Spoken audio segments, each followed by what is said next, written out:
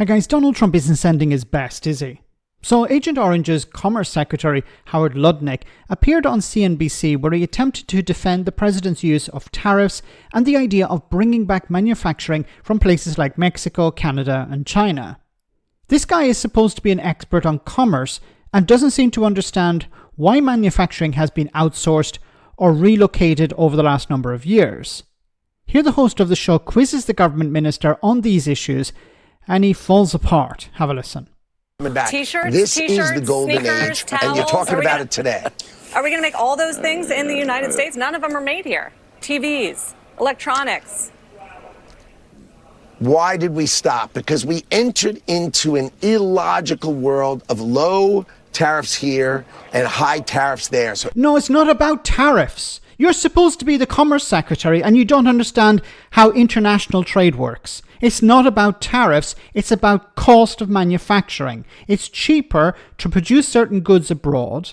So companies in the United States moved some of their operations abroad in order to benefit from those lower costs. See, what the Trump administration seemed to think is what we're going to do is we're going to impose massive tariffs and this is going to help domestic industry. But there isn't a domestic industry for certain sectors of the economy. Electronics is not the size of the industry as it is in China, for example, or in Taiwan. So if you impose tariffs on China, you're not really helping domestic industry in the US if that domestic industry doesn't really exist. A tariff is supposed to protect a domestic industry. But if you don't have a domestic industry, then what's the point in imposing a tariff? All you're doing is you're driving up the cost for the consumer. If people don't have anywhere else to go, then you're just making the goods that they have to rely on more expensive. You're just adding to inflation.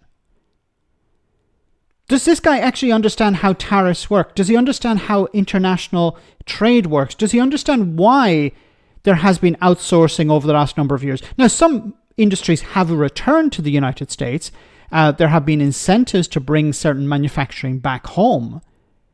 But it's not to the extent that you can just put out tariffs willy-nilly. Everybody could go find the cheapest place in the world. I mean, think about it. Why would a factory that was making cars in Michigan move to Canada? Because I tell you why. Because they did it because there weren't unions in these locations. We harmed American workers in exchange for what? The prices of cars didn't come down. Yeah. Donald Trump understands it. He's going to bring it back.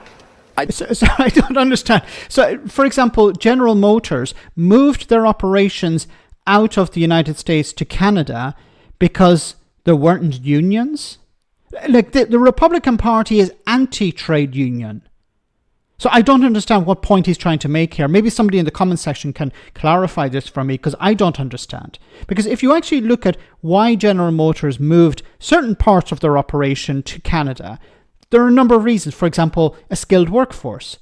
Canada has a highly skilled labor force, especially in the automotive sector. And this has attracted manufacturing from the United States, for example. It's close to the United States, so manufacturing of goods can flow across the border pretty easily, and there's not that much of a cost for that. There was, until Donald Trump took over, a pretty good trading relationship between Canada and the United States. And when he mentioned trade unions here, General Motors has a pretty good relationship with the Canadian trade unions. And remember, if the workers are happy, if the trade union is strong, the workers are happy, they're likely to be more productive. They're less likely to go on strike. They're less likely to quit because of the terrible conditions. So the Canadian government understand we need to have strong protections for unions. If the unions are pretty strong, the workers are happy, and then the company actually benefits. While in the United States, the Republicans are anti-trade union. They think what we need to do is strip away protections for workers. We need to crush trade unions and make workers miserable. And then we ask the question, why is nobody, progressing in their careers? Why are workers not happy? Why are people going on strike? Of course, there are the costs as well. It's cheaper to manufacture in Canada, for example, on the issue of healthcare. It's cheaper. Healthcare is cheaper in Canada than it is in the United States because they have a single-payer universal healthcare system. There's demand for the trucks that are produced in Canada, which are similar to the United States. This is why it's difficult to sell certain trucks in Europe, because there isn't a similar demand. The terrain in southern Canada and northern America, northern United States is quite similar. So the market is quite similar, I think. And of course, the Canadian government provides support for manufacturing.